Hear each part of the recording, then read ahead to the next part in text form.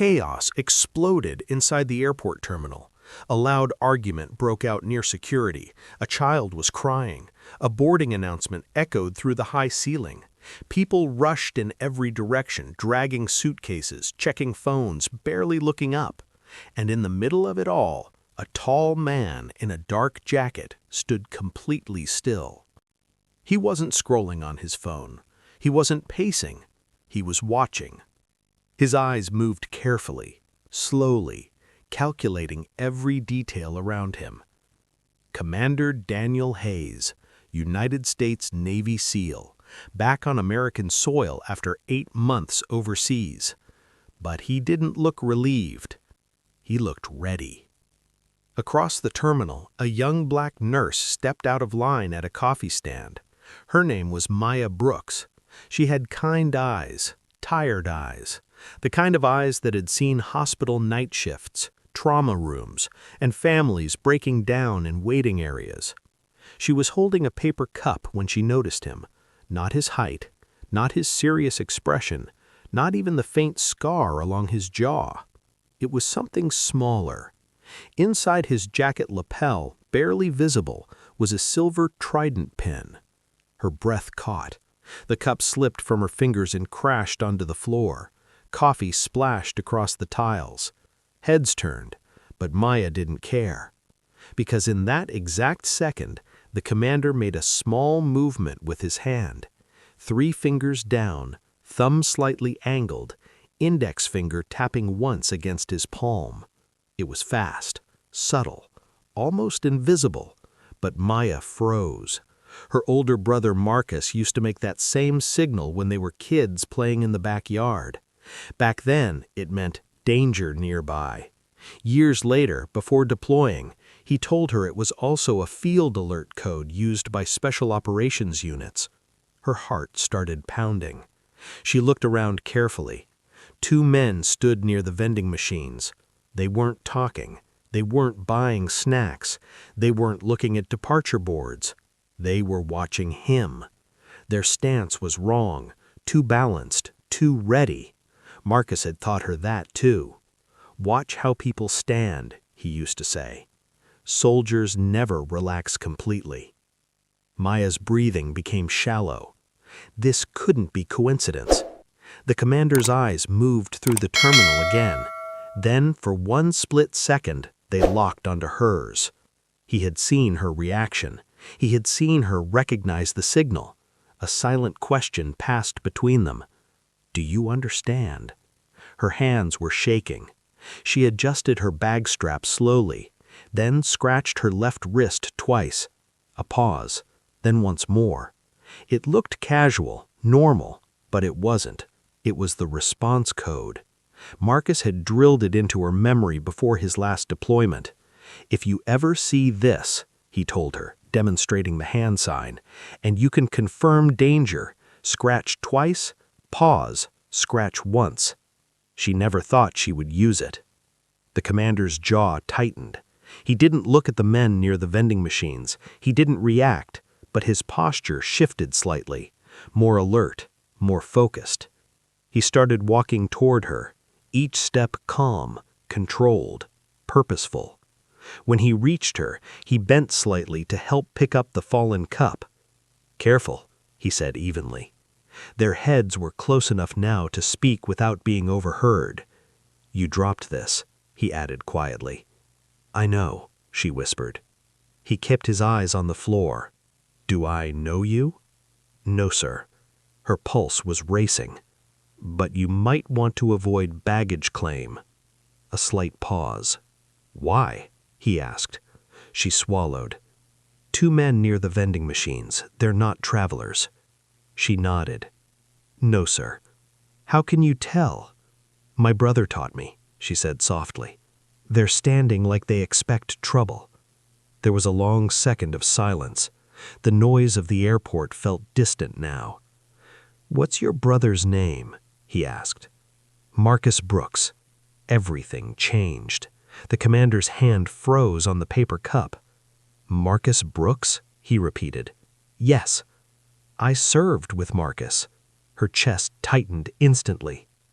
"He saved my team during an ambush in Syria," he asked quietly. "We were pinned down. He dragged 2 wounded men out under fire." His voice lowered further. "He didn't make it back." Tears filled Maya's eyes. For years, all she had were folded flags and official letters, but now standing in an airport terminal, a man who had lived because of her brother was speaking to her. "He talked about you," Hayes said suddenly. Maya blinked. "What?" "He said his little sister was braver than she thought." Her breath broke. Before she could respond, Hayes straightened slightly. His tone shifted, professional again, focused. "Stay calm," he murmured. From the corner of his eye, he saw movement. One of the men near the vending machines had started walking, slowly, in their direction. Hayes suddenly tapped his watch twice, a signal. Across the terminal, 2 plainclothes federal agents immediately shifted positions. Within seconds, airport security converged. "Sir, we need you to step aside," one officer said loudly. The suspect reached into his jacket. Gasps filled the terminal. The second man tried to run. He didn't get far. The entire scene lasted less than 30 seconds, but to Maya, it felt like forever. Pounster, pounster, pounster. Passengers were ushered back. Whispers spread. "What's happening? Is it terrorism? Oh my God!" Hayes turned back to her. "You just saved my life." She shook her head. "I just recognized the signal." "No," he said firmly.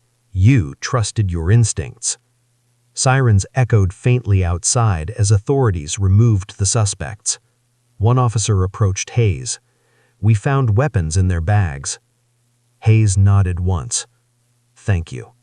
He looked back at Maya. "You shouldn't have known that code unless—" "My brother taught me before he deployed," she said quietly. Hayes exhaled slowly. "I'm sorry for your loss." She nodded, wiping her eyes. "Thank you." Around them, the airport slowly returned to normal, but something had changed. A bond had formed, not just through danger, through memory, through sacrifice.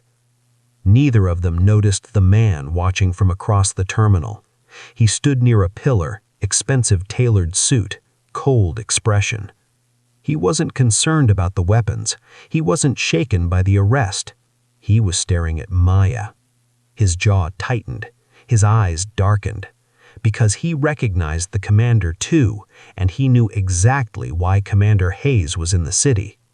The hospital investigation had just gotten very complicated, and the rookie nurse had just stepped into something far bigger than she understood.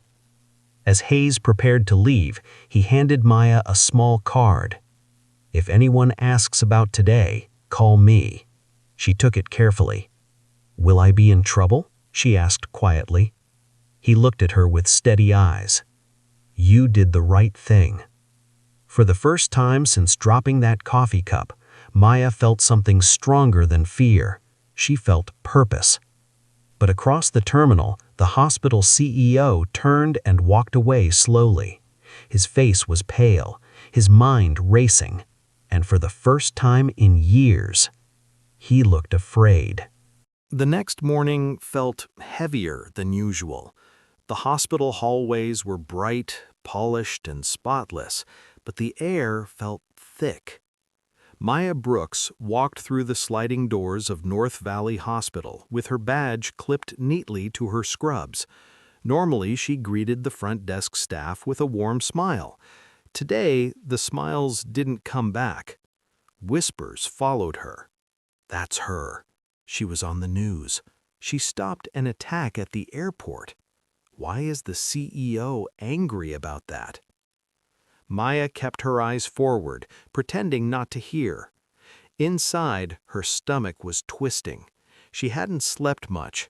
Every time she closed her eyes, she saw the suspect reaching into his jacket. She heard the gasp of the crowd.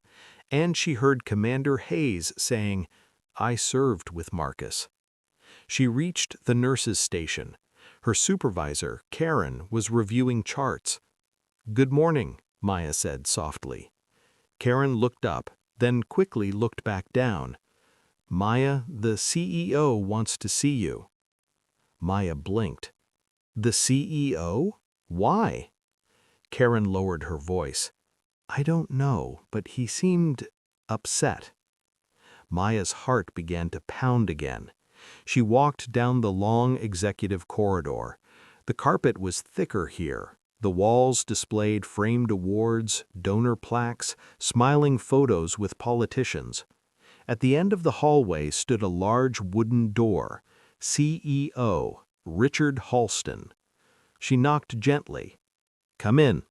The office was massive. Floor-to-ceiling windows overlooked the city. A glass desk sat perfectly organized. No personal photos, no warmth. Richard Halston stood by the window with his back turned. He didn't greet her. He didn't offer a seat. You had quite the dramatic evening, he said calmly. Maya swallowed. Yes, sir. He slowly turned around. You involved yourself in a federal security incident. His eyes were sharp. Sir, there were armed men. I know exactly what happened. He stepped closer. You are a first-year nurse. You are not law enforcement. You are not military. Maya felt heat rising in her chest. I recognized danger. I couldn't ignore it. Halston's lips tightened. You spoke directly to Commander Daniel Hayes. It wasn't a question. It was an accusation. Yes. And you shared personal information? My brother served with him.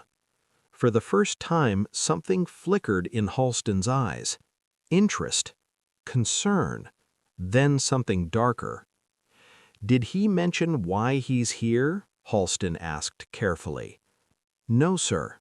That part was true, at least partially. Halston walked back to his desk.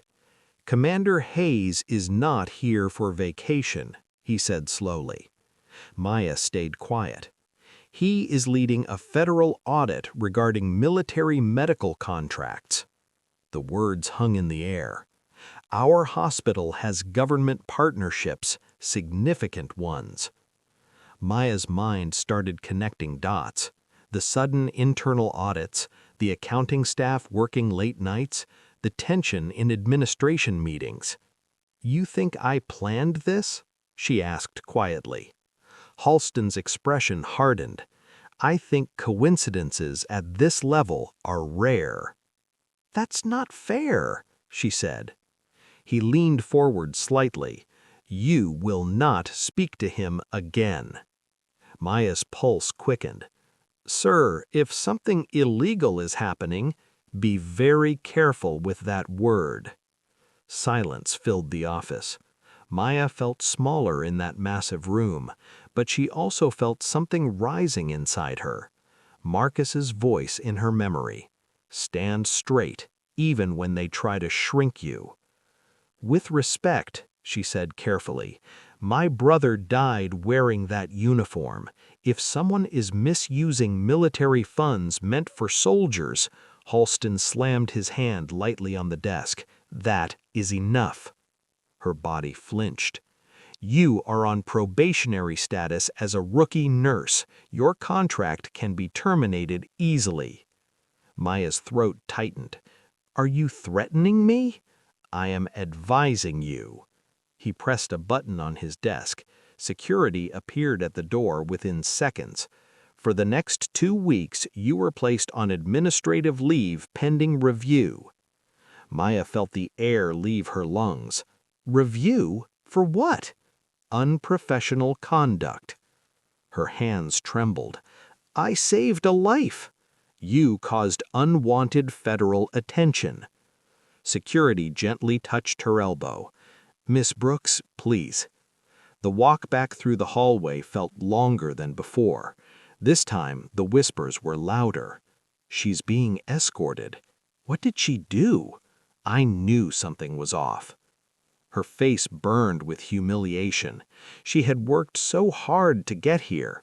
Nursing school loans, night shifts, studying while grieving Marcus. Now it felt like everything was slipping away. Outside, the sun felt too bright. She reached her car and closed the door. The silence hit her hard. And then the tears came.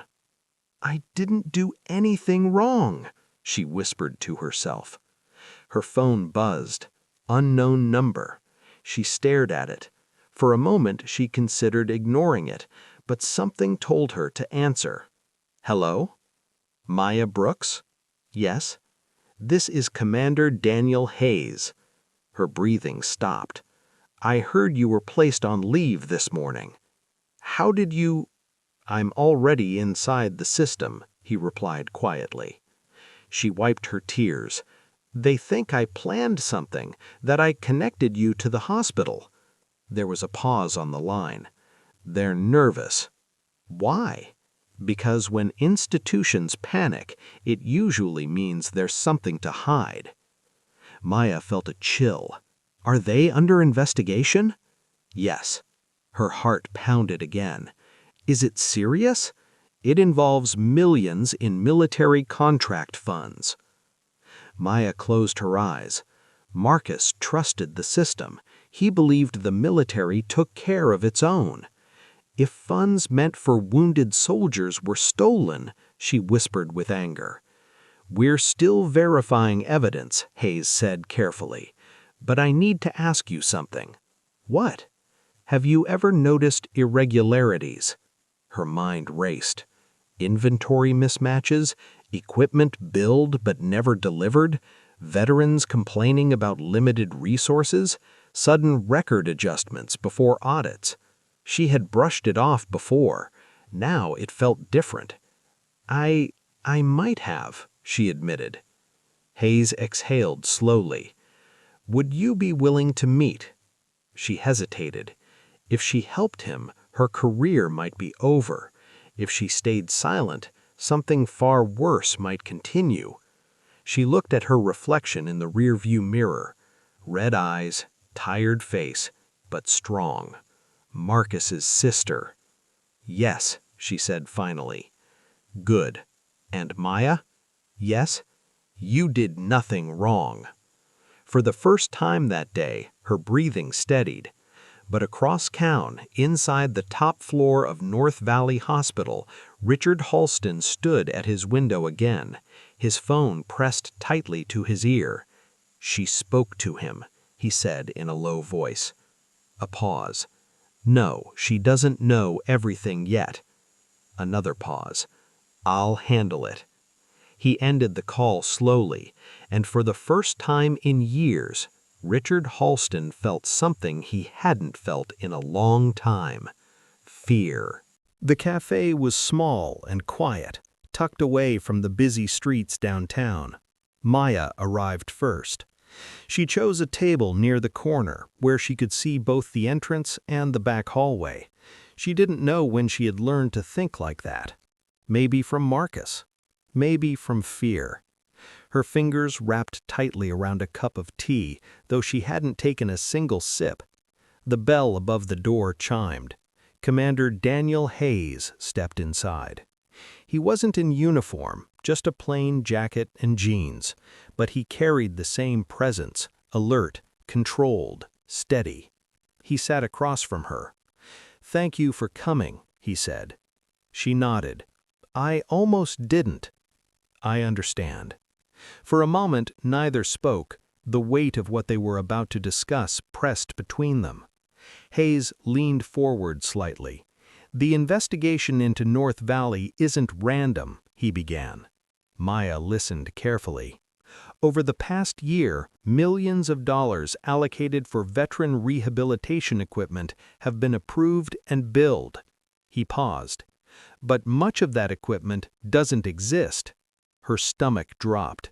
"What do you mean it doesn't exist?" "Orders were placed, payments were processed, but when auditors checked delivery confirmations, the paperwork didn't match physical inventory." Maya felt anger rising slowly inside her.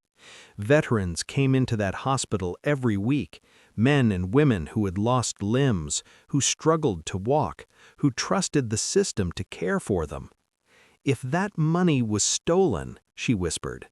Hayes nodded slightly. It would mean wounded soldiers were denied proper care. Her hands tightened around her cup. My brother believed in honor, she said quietly, and someone used that system for profit. She studied her expression. I need someone on the inside who has seen daily operations, he said. Someone who noticed small inconsistencies. Maya swallowed. There were shipments listed in records that never appeared in storage, she admitted slowly. Sometimes we were told to reuse older equipment because new deliveries were delayed, but the system showed full restocking. She looked up at him. I thought it was normal hospital budgeting. It wasn't, Hayes said firmly. A long silence followed. Outside, cars passed. People laughed somewhere in the distance. The world felt strangely normal compared to what they were discussing. If I help you, Maya said carefully, I'll lose my job. Possibly. And if this fails, you could be blacklisted. Her chest tightened. Years of study, debt, her dream career, all at risk. She looked down at her hands. They were shaking. Then she remembered Marcus at 16, teaching her how to throw a proper punch in their backyard. You don't fight because you're not scared, he had said. You fight because someone needs you to. She looked back at Hayes. I'll testify. Hayes didn't smile, but respect filled his eyes. Thank you. Over the next few weeks, everything moved quickly. Federal investigators quietly entered hospital offices after hours. Financial records were seized. Computers were examined. Maya provided statements, detailed, precise, careful. Each time she walked into a federal building, her heart pounded. Each time she signed a document, her hands felt heavier. But she didn't back down. News began to leak. North Valley Hospital under federal audit. Military contract irregularities suspected. Staff members texted her. Is this why you were suspended? What's happening? She didn't answer. She couldn't. Then, one morning, it happened. Breaking news alerts flashed across every screen. North Valley Hospital CEO arrested on fraud charges. Maya stared at her phone. Richard Halston was led out of the hospital in handcuffs. Cameras flashed. Reporters shouted questions. How long did this go on? Did veterans suffer? He didn't respond. He looked smaller now, his confidence gone. Maya stood across the street, watching quietly. She didn't feel joy. She didn't feel revenge. She felt something heavier, relief. Hayes walked up beside her. It's over, he said. She nodded slowly. Was it just him? Not entirely, Hayes replied, but he was the architect. She watched as the police car drove away. My brother used to say integrity is what you do when no one's watching, she murmured.